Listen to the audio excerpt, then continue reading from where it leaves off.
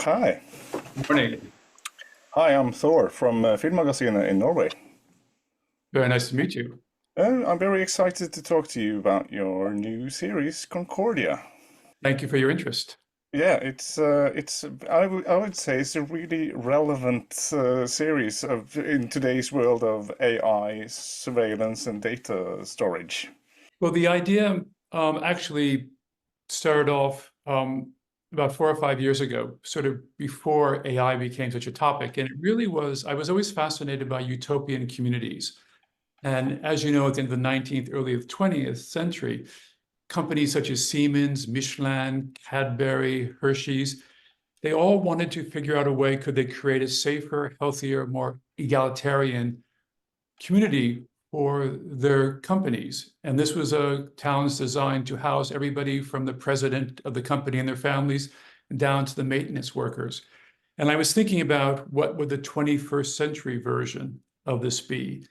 And it seemed to me that if you really wanted to create a new community which was could guarantee the self-safety, provide a healthier environment, and also make it more egalitarian, probably the way to do it would be use surveillance technology.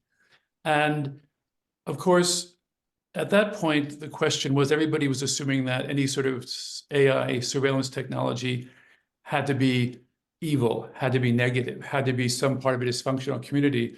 And I remember thinking it's really just the way it's used. So that was the genesis, was to see if we could imagine what a group of people would do now to create these utopian communities.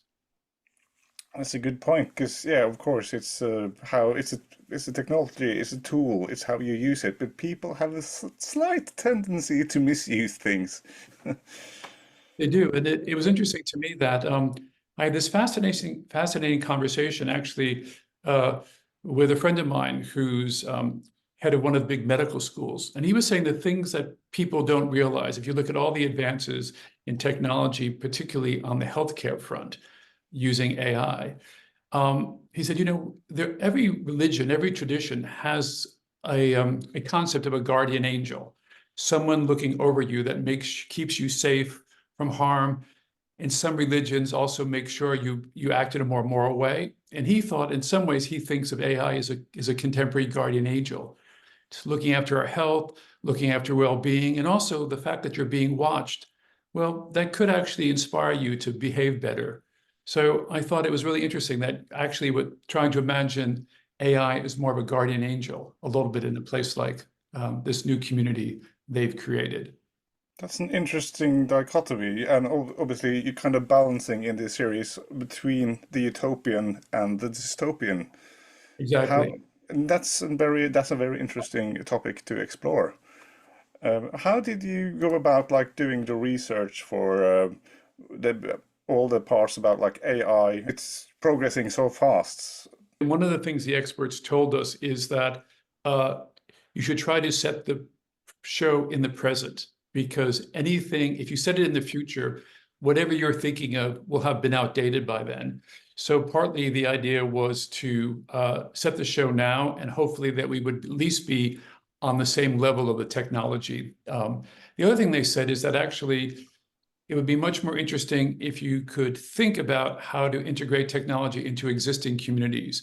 The idea of starting a whole new community, all new buildings, infrastructure, that would date itself very quickly as well. So that was partly a decision to set the show today and to go into a community and retrofit it rather than trying to create some futuristic city.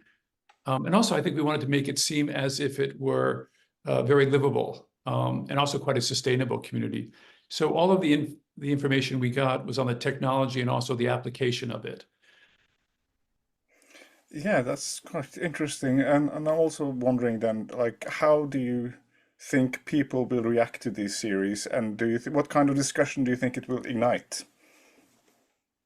Well, I think there will be people who believe that technology will always fall into the hands of people who misuse it. So it'll always be a force of evil.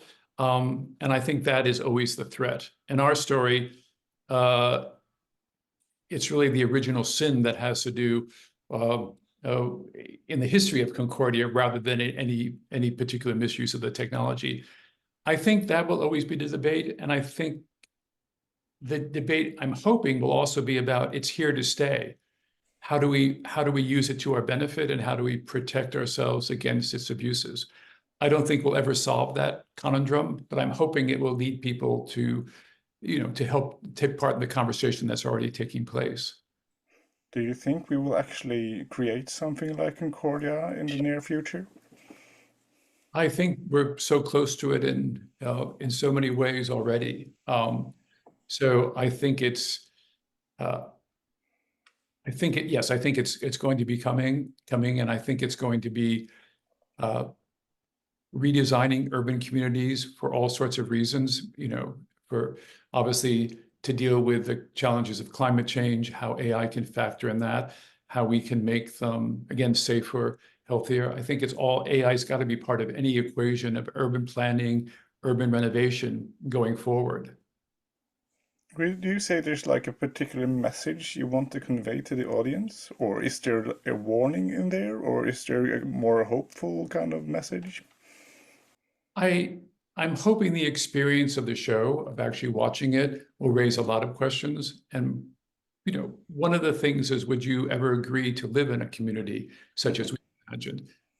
Most of the people to whom I've spoken who've seen it, that's what they talk about themselves, is whether they would give the trade-off. Would you agree to be on camera 24 hours a day?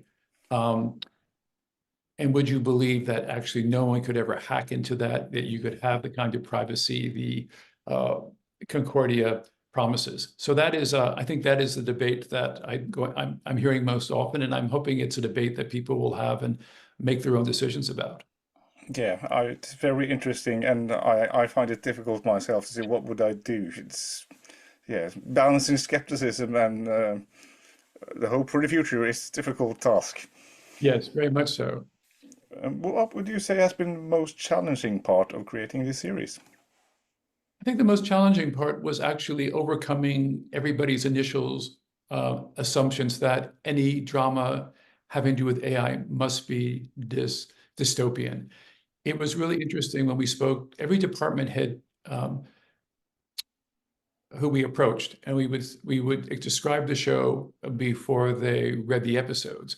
And they were very thrown by what they were reading, because they were all imagining this dark dystopian world. And to get them to fully embrace the idea that it wasn't like that, also that it wasn't futuristic, that in fact the technology was completely invisible, people got on with their lives, and actually it was a part of the fabric. But it was interesting, everybody came in with this assumption, and creatively, before people were involved, they were sending me mood boards and ideas, and they were all very dark and very futuristic. And it really took a while for everybody to, how do we create a world that's against the expectations? So why sunlight was very important to us. We wanted it to be bright. Is why going to a world where you saw a lot of buildings made of sustainable materials and making it a very positive, welcoming community on the surface. And also the fact that no one's aware of the cameras at all. You don't see them anywhere.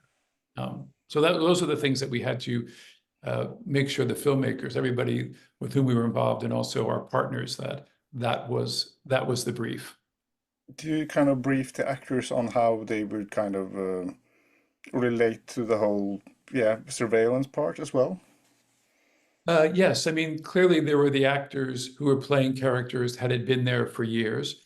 And then we had the new group of characters. And I think that particularly Thea, who's coming from the outside, she's coming with all the expectations, our audience.